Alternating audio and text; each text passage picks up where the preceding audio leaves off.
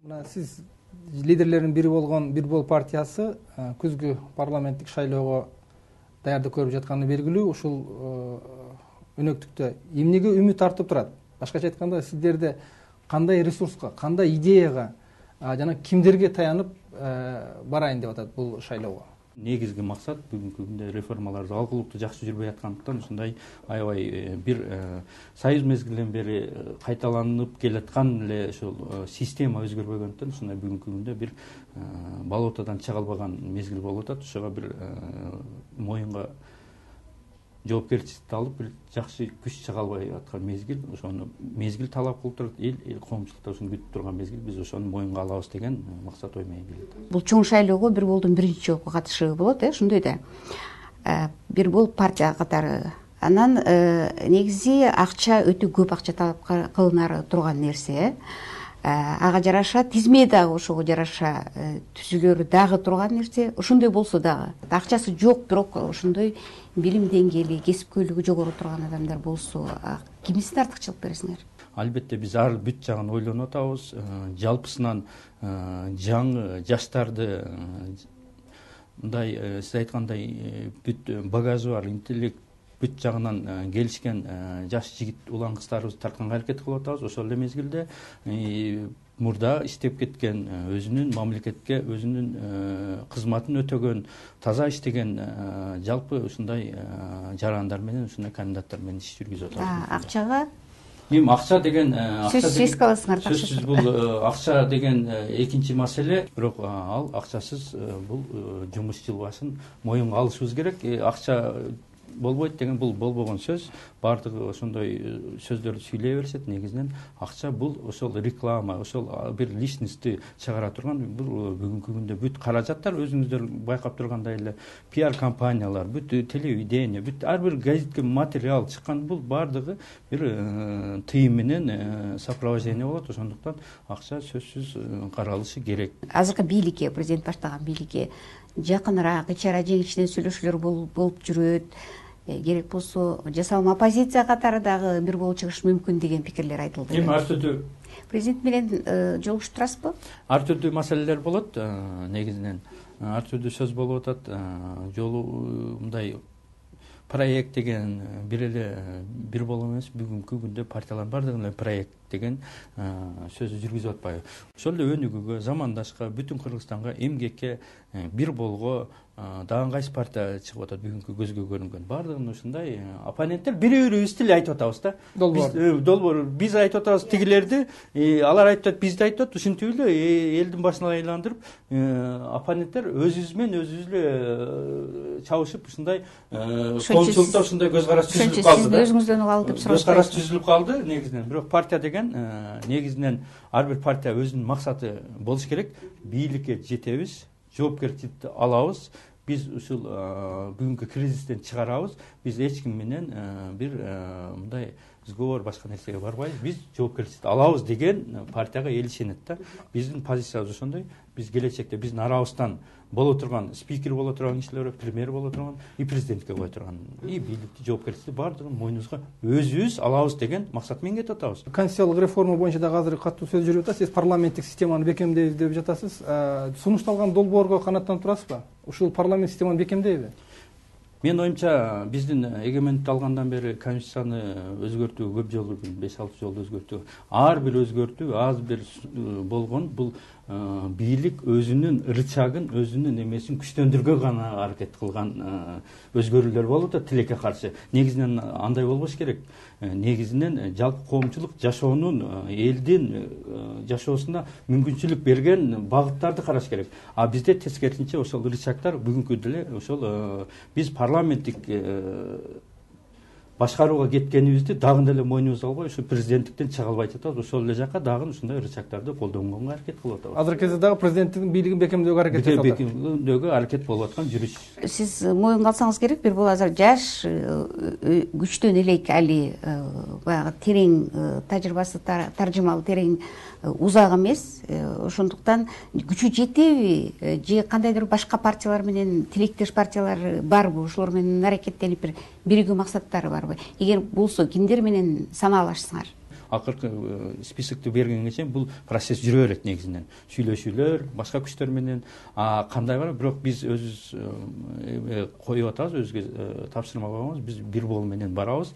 Биз кошула турган менен эгер мүмкүнчүлүгүбүз көз карашыбыз негизинен максатыбыз бир багытта болсо, ушулар күчтөр менен биргебиз деп бүгүнкү күндө сүйлөшүп атабыз. Бүтүн Кыргызстан менен бирикпей калууга ушул себеп болдубу же башка көчөгөнүн артында башка себептер? Бүтүн Кыргызстан менен бириккен калганыбыз себеби аябай көп, маселе аябай көп. Партия менен партия бул эки чоң күч негизинен биригиш аябай өтө оор экен бүгүнкү күндө. Андан башка партиялар менен да сүйлөшүүлөр жүрүп атат.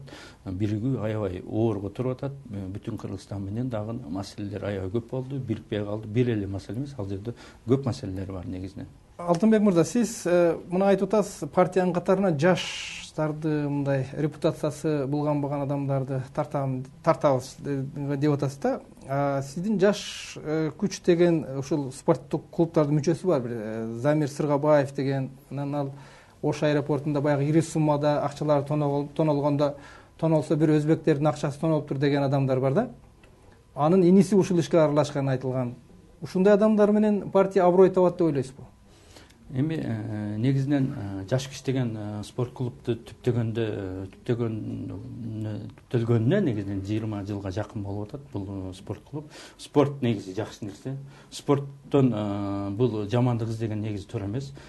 Замир Сыргабаев деген бул жигит Кыргыздын намысын коргогон жигит, негизинен көп жерде Кыргыздын желегин көтөрүп, дүйнөнү багындырып, чемпион мира, чемпион Европа ушундай намыстарды сактаган. Негизинен ал бир тууганы катышкан, аэропортто катышкан, бүгүнкү күндө ал кармалып түрмөдө отурат, тергөө иши жүрүп атат. Буну катышкандыгы аныкталды. Бул жагынан буну эч ким таң албайт. Өзүнүн мыйзам чегинде жообун бериш керек.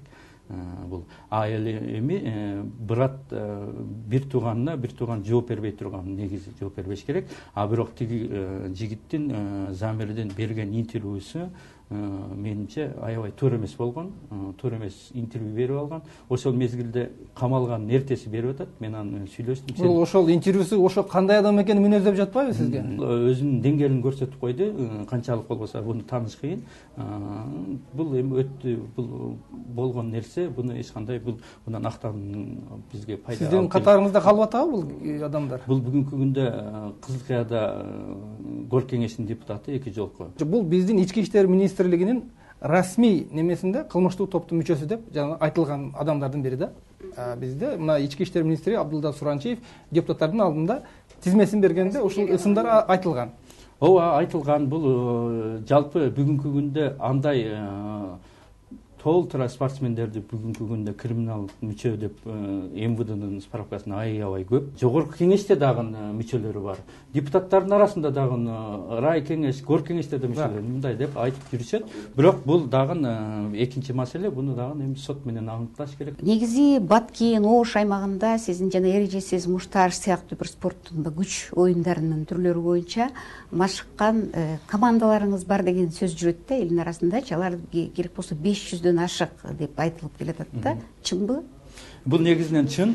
Бул Баткен, Ошто эле эмес, бул жалпы Бишкекте и Москвада, Россияда да ушундай спорт клубтар бар.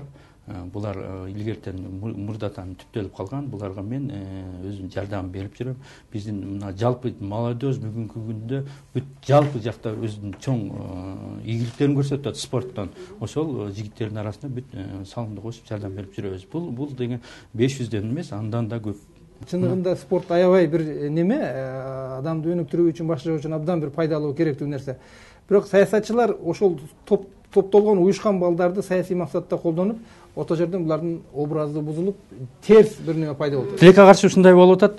Саясатчылардан негизи алдында жүргөн кишилерден бир эле спортсмендерди колдогон мен эмес. Мындайлар толтура, ушул силер айтып аткан Ошто генералдар Сүйүн Өмүрзаков, Курсан Асанов спорт залдарды кармап, спортсмендерди колдоп, жакшы ниеттеринен жүрүшөт. Мына Аскар Салымбеков, мына ошол эле Абдикерим, мына Шаки Аю, мына спорт Мелис Турганбаев федерацияны жетектеп атат, например. Ушундай спортсмендерди колдогон бул жаман нерсе эмес. Бирок ошолорду туура багытка пайдалануу бул экинчи маселе да негизинен. Албетте, маселе ушул туура багытка пайдалануу жөнүндө бул лидерден да көз каранды болуп, лидердин да жоопкерчилиги бар албетте. Сөзсүз. Анын үстүнө улак тартыш сыяктуу, сиз өзүңүз айттыңыз, спорттук оюндар сыяктуу нерселерге сиз абдан көп жардам бересиз. Меценаттык арзан эмес колдоолор болот. Көп бул абдан жакшы иш.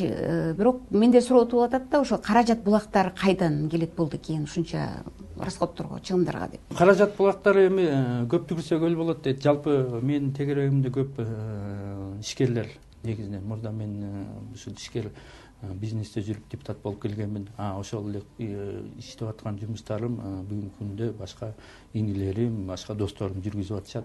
Алардын өздөрүнүн бизнестери бар. Ушул ар бир мероприятие, ар бир спорттук оюн ошол маалда ар бир өзүнүн колунан келиши, бири болсо $500 бериши, бири $1000 бериши, бири $10,000 бериши мүмкүн. Өзүнүн ишине жараша ушундай мероприятияларга ушундай жанагындай скидываться этебиз деген эле маселеде. Ош аэропортунун башчысы Абдинаби Алиев сиздин кадырыңызбы? Абдинаби Алиев боюнча мен исмилерден көп окуп атам.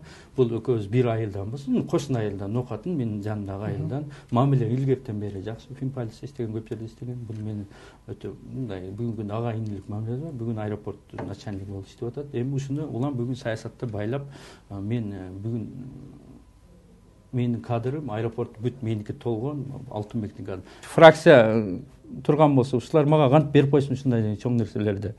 Негизинен аэропорт эле чоң нерсе эмес, негизинен бул ушулдай бүгүнкү кара пиарлардын жүрүп атышы. Анда кимдики ал? Ким кайсы фракцияга иштеп жатат ал анда? Ал негизинен фракцияга бөлүнгөн эмес. Эми фракциялар бул негизинен өкмөт түзүшкөндөн калганы ал бүт премьер-министрдин колунда кандай кимди кайсы жакка коюп аткан бүгүн ошондой жумуш жүрүп атпайбы? Алтынбек мырза, сиз жөнүндө абдан көп мындай жакшы пикирди көп айтышат. Ошол эле мезгилде башка дагы пикирлер бар да. Мисалы, былтыр болуш керек эле Арзымбаев жылдын этегинде го дейм. Алтынбек Арзымбаев сиз тууралуу расмий пресс-конференция берди, маалымат берди ал жерде. Айтып атат, сизди ушул аткезчилик менен май ташыйт, анан кылмыштуу топтор менен байланышы бар деген сыяктуу дооматтарды айтып атат да. Мен ошого сиздин жообуңузду уткум келип атат. Анан деги эле жанагындай каймана ат, өзүңүзгө белгилүү, баарыбызга белгилүү, күмөндүү, өткөнү күмөндүү деген сыяктуу сөздөрдүн баары кайдан келип чыгып атат? Сиз түшүндүрүп бересизби өзүңүз оозуңуз менен? Негизинен мындай да, мындай мен бүгүнкү күндө 2 жолку депутатмын Жогорку Кеңеште. Бүгүнкү күнгө чейин эгер ушундай бир ушул айтып аткан Арзымбаев же башкалар айтып аткандарга негиз болсо, мен бүгүнкү жерде сиздердин алдыңызда отурбайт болчумун. Мен бул криминалдык топто мүчө болмоктур. Мен бир күн бир милицияга түшкөн бала эмесмин. Соттолмоктур, бир милицияга түшүп, бир саат кармалган бала эмесмин. Ушуна 43-кө чыгып атам. Андай мен башыман өткөн эмес, эч кайсы топто болгон эмес.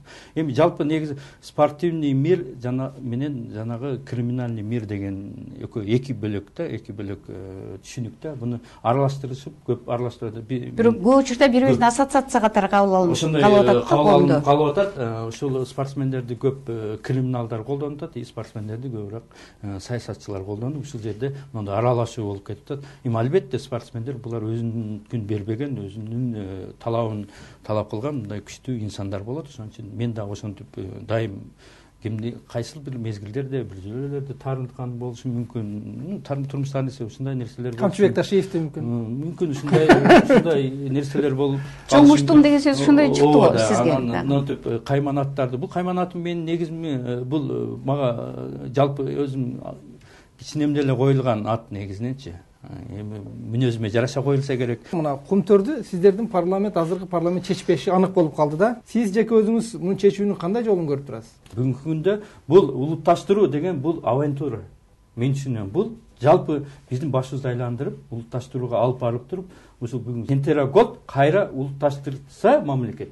Биз көп нерседен кол жууган атабыз. Ушул ойдон калтырыш керек да, биз буларды сотко беришибиз керек. Биз экология боюнча сотко берип, ушул жерде ущербди биз бүгүнкү күндө эч ким толук айта албайт. $7 миллиард, $15 миллиард деген сөздөр болот. Буну международный эксперттер менен ушулар менен сотко бердик. Ушулардын ущербти бүгүнкү жумуштун жылышын биз жылдышыбыз керек. Биз мына авантурага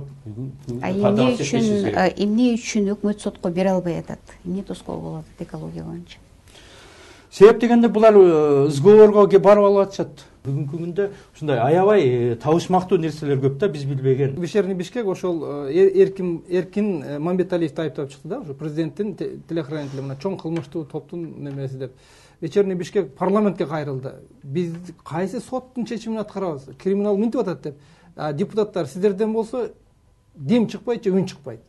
Бул негизинен аябай сырдуу маселе болуп атат. Көп жыл мурда соттун кайра жанданып, тез арада соттордун жылып, ушул Вечерний Бишкекке давление болуп, ушу Вечерний Бишкекти башка бүгүн хозяиндары пайда болуп тартып алат. Бул аябай күмөндүү нерсе.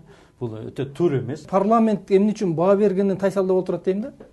Эми бүгүнкү күндө парламентти көрүп атпайсыңарбы? Парламентте биз оппозициябыз деген менен оппозиция бүгүнкү күндө реально күчү жок. Алтынбек мырза, ушу дароо эле жооп берип кетсеңиз, негизи жана сиз өзүңүз козгоп калдыңыз, оппозиция айтпайт, алсыз дегендей айттыңыз окшойт.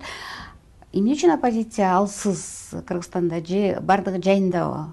Эми оппозиция менен бийлик экөө бири-бирин сүрөп турбаса, өнүгүү болбойт деп көп билермандар айтышат. Оппозициянын негизи биздин Кыргызстанда оппозиция эле душман кылып кабыл алган бийликчи. Негизи оппозиция бул өзүнүн багытын, өзүнүн программасын, өзүнүн бийликке альтернативный көз караштарын көрсөтүп, элди ынандырган оппозиция, кийинкиде бийликке келе турган болуп, ушундай оппозиция бүгүнкү күндө, реально бүгүнкү күндө бизде ошондой күч жок болуп атат. Баардыгын бириктирип, жоопкерчиликти мойнуна алып, мен эртеңге келсем ушундай кылам деген бир лидер пайда болду элек.